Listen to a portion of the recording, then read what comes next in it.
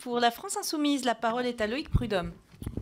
Merci Madame la Présidente. Madame la Ministre, le chemin de fer français et l'entreprise publique qui le gère, la SNCF, sont loin d'être en bonne forme.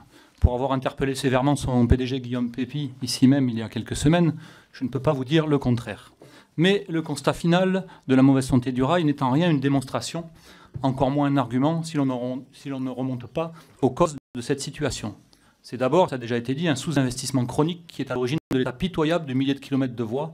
Leur grande vétusté, si on les compare à plusieurs de nos voisins européens, n'est plus à prouver.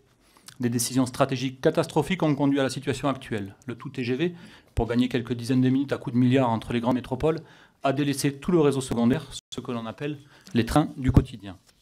Le démantèlement progressif de la SNCF a causé de graves dysfonctionnements sans rien résoudre. Outre la séparation entre le réseau et le transport de voyageurs, il existe aujourd'hui des centaines de filiales, à tel point que plus personne n'y comprend rien, y compris les salariés. La fin de la grande entreprise intégrée est directement à l'origine de graves accidents et autres blackouts comme à Montparnasse ou encore à Saint-Lazare. L'ouverture à la concurrence, car cela existe déjà pour le fret, est une autre catastrophe.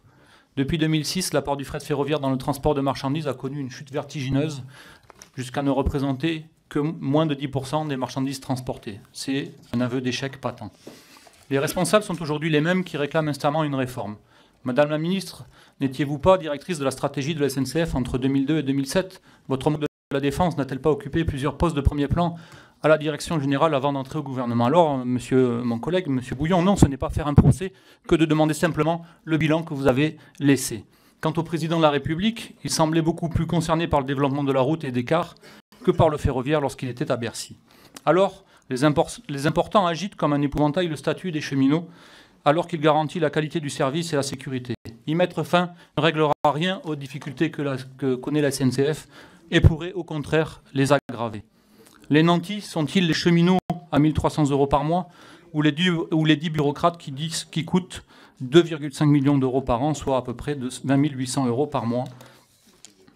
Voulez-vous encore davantage désengager l'État pour laisser le soin aux régions d'accomplir ce que demande le rapport Spinetta en fermant les petites lignes, puisqu'elles n'auront pas les moyens de toutes les faire fonctionner ?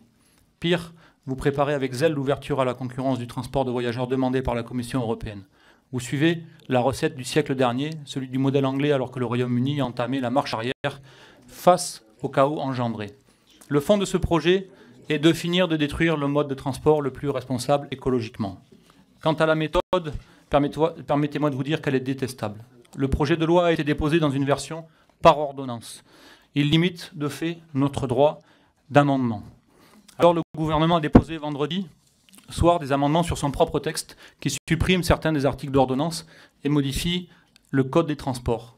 Mais permettez-moi et souffrez que 3 jours, dont 2 de week-end et 1 férié pour les groupes parlementaires, c'est un petit peu juste quand on prétend incarner la concertation et le débat d'idées. Ce délai réduit vous permet de plus de court-circuiter les études d'impact que pourrait mener le Conseil d'État sur votre texte. Malgré cette négation de notre rôle législatif, nous défendrons farouchement ce que doit être le modèle ferroviaire d'avenir. Une entreprise intégrée, présente sur tout le territoire, sans discrimination ni territoire laissé pour compte, responsable écologiquement et socialement, et surtout accessible à tous. Je vous remercie.